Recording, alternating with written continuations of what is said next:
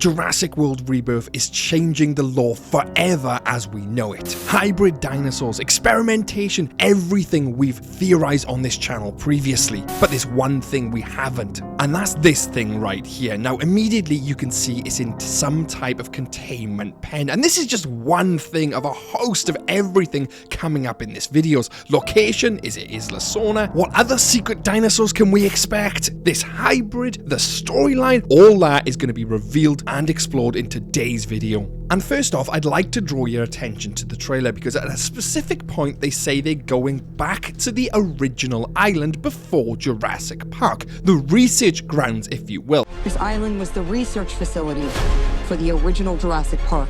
Now, if we're going off the novel, that would be Isla Sorna. Isla Sorna was the factory floor / research area before they moved the dinosaurs into Jurassic Park. Now, does that mean this new island is going to be Isla Sorna? Well, if that was the case, surely wouldn't we see these hybrids, this monstrosity which we've seen in the trailer, and all these other dinosaurs on Isla Sorna in the past films? I mean, we have 2 films set there, The Lost World, and we have Jurassic Park 3, and at no point did we see any of these rampaging dinosaurs or the different species. That's because Rebirth is changing the lore as we know it, because if you remember in Jurassic Park 3, they do come across the InGen genetics lab, you know, where we see all the dinosaurs in tubes, and this is extremely similar to the scene we actually see in the trailer. You know, the one where you're actually seeing like dinosaurs in the tubes and an egg. Now this is where it gets extremely interesting because in one of the tubes in this trailer is obviously a velociraptor, right? But the interesting thing you can see here is that this velociraptor has got 2 heads. Now this to me reminds me of Alien Resurrection, you know, where you're seeing all the original clones before the actual clone of Ripley. You know, they tried to clone her 7 times before they succeeded on the 8th. This could literally be the research facility where they tried to clone them first off and it all failed. They were coming back with monstrosities. That to me is exactly what's going on here, but the question is it Isla Sorna or is it a new area? A new island entirely? And I haven't even got on to this genetic hybrid monstrosity yet, but the island itself could completely change Jurassic Park lore as we know it. You see, if they do return to Isla Sorna, this poses more questions than it does answers. Now don't get me wrong, I would love for them to return to Isla Sorna. We haven't seen that since what, Jurassic Park 3 in 2003, and that's over 20 years ago now. So returning to Isla Sorna, the only place where there's known dinosaurs, makes sense. But for a lore perspective,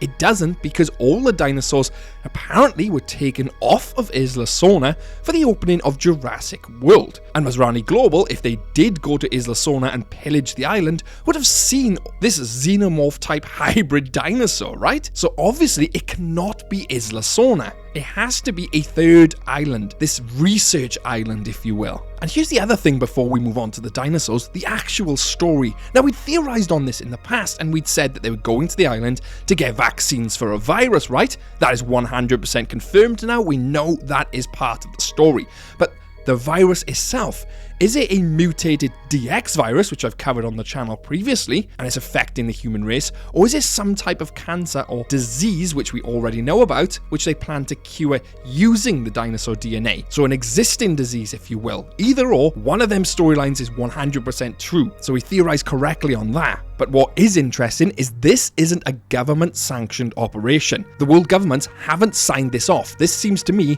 to be like a cooperation going in to get the vaccine for themselves, because they actually say that the government will not go anywhere near the island and they have to try and sneak in and sneak out, hence why they hire Scarlett and her team, because they're good at sneaking in and sneaking out. She literally says this during the trailer. This to me tells me that this is an illegal operation. They're not meant to be there. So already we've laid out the foundations for the story, the plot, the island, the characters, and the motive. And now my favorite part, let's talk about the dinosaurs we've seen in the trailer and how they've come to be. Now I touched on it briefly earlier. InGen were obviously experimenting before they'd made the dinosaurs. You know, these are the prototypes if you will. Even in Jurassic World, we know they're messing with forces they don't understand. They have a whole host of dinosaurs in the restricted section, some of which we never even see on screen but were actually actually there. Covered all that in the past. But it's this thing right here, this thing on screen, which is the most perplexing and the mysterious dinosaur hybrid. And I think I've solved exactly what it is. You see, during part of the trailer, you actually see like its foot or its arm come into view. And why do I say arm?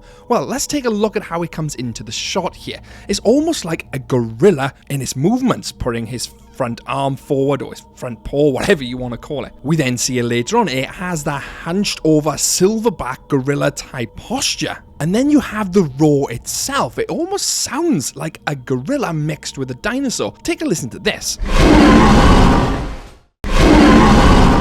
That to me literally sounds like a gorilla roar mixed with a dinosaur, right? You couple that with the way it walks, the posture, the way it's seen in that containment type lab, almost looks like it's a hybrid of ape and dinosaur. Now, does that mean that the DNA they could use is ape or is it human in stature? Now, we do know that human dinosaur DNA was a storyline for Jurassic Park 4. Well, the scrapped Jurassic Park 4. They had a script, concept art had been commissioned.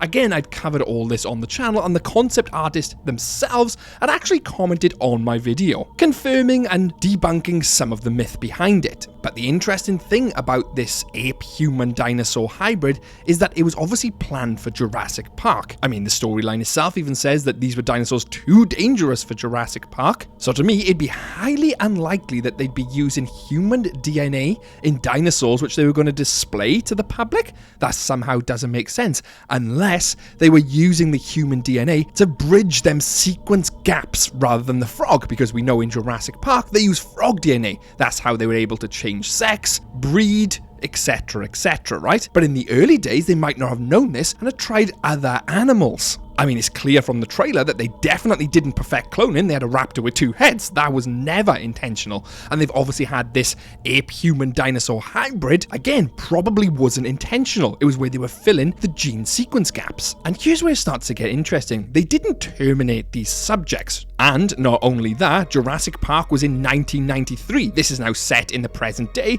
let's say 2024. You're literally talking 30 years later. This monstrosity hybrid, would have had to have survived 30 years into the future? Now, I'm not saying that's impossible, but it would be unlikely for a genetic subject to even survive that long. The T-Rex's lifespan in captivity was estimated to be 20 to 30 years. And all these dinosaurs we see on the island, again, are subject to probably other mutations we haven't seen. And let's not forget, we also see all the Mayan ruins. Again, these were supposedly present on Isla Sorna. We see this throughout the game Jurassic Park Trespasser, and it was hinted at in one of the books. We also know that there was definitely an InGen presence throughout the island, very similar to Isla Sorna's InGen presence. I mean, we have the old, like, worker village type buildings, the fencing, but one thing I did notice is that there seems to be some type of rock extraction machine, as if they're digging in some type of quarry. I've never seen that on Isla Sorna, so as much as I would love for them to return to Sorna, I believe this is a new island, expanding the lore, changing Jurassic Park history. Well, it's obviously changing history because we never even knew that there was research subjects, this now human ape dinosaur hybrid, 2-headed raptor. Rebirth is changing the lore as we know it, and I keep saying that because it really is, and I really hope that they're changing it for the better. But we're not done there. We also know the Spinosaurus, the Mosasaurus, the faithful Tyrannosaurus Rex are all part of this movie. We see them in the trailer.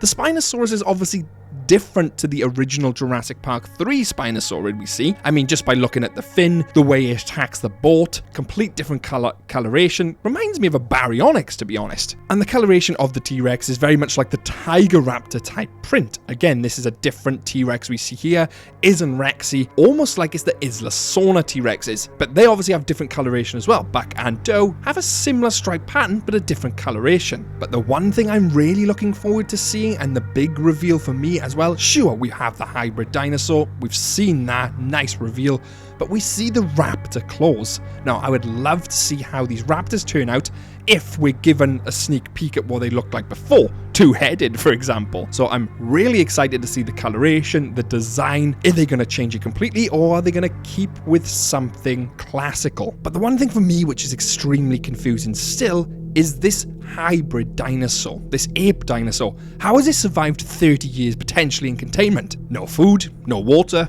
unless The scene we see with it inside some type of scientific chamber being experimented on was in the past, and then it broke out and sustained itself for that amount of time. I mean, until present day, because if it was before Jurassic Park opened in 1993, you could say the experiments were what, early 1990s, potentially? It would have been on that island for 30 years plus, unless it was a recent experiment, something they were doing before World, or even after Jurassic World, experimenting with the hybrid technology we've seen with the Indominus Rex and the Indoraptor. They could have easily have gone back to that facility, brought it back online, and conducted further experiments. I mean, the equipment and the lab we see kinda looks new in its technology. It's not analog with all buttons and flashing lights. It's definitely reminiscent of the Jurassic World technology. It's my belief that they did continue experimentation after Jurassic Park fell and before Jurassic World. I don't believe this creature to have survived 30 years plus. I think it's a new addition and a new island, unfortunately. As much as I'd like it to be as the Sauna, there is still a possibility, mind you, but that would mean a massive change in the lore and potentially more questions and answers unless they went back to Isla Sorna, like I've said, and conducted further experiments in the future after its initial closure. But in terms of the story, etc., it's exactly as we said. I would encourage you to go and check out the planned Dinosaurs in Jurassic World restricted section so you get an indication of what InGen was up to, and not only that, the deleted media and haunting media from Jurassic Park and Jurassic World will really get you in the mood for Rebirth. With that, I can say we've confidently solved Jurassic World Rebirth, and a massive thanks to the members who are on screen now. You guys keep the power on in the park. With an extra special thanks to DVM Wannabe 1018 and Hammer Time, who are research executives for the channel. Thanks, guys. And if you ran into this dinosaur hybrid, could your day get any worse? You bet Jurassic can. Catch you later.